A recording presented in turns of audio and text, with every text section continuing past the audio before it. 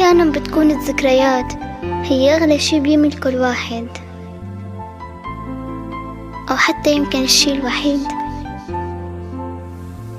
لساتني شايفة الورق على الغصون عم يلعبها الهوا، صوت الأذان بعده بإذني، وعصافير الشام بعدها بالسماء عم تسبح ربه، وبهالحيطان لساتني شايفة كل شي.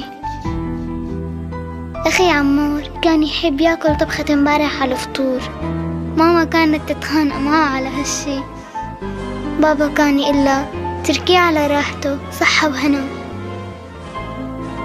بابا كان ياخدني عن المدرسة كل يوم، وأخي الكبير خالد كان يرجعني، شغله كان قريب كتير على مدرستي.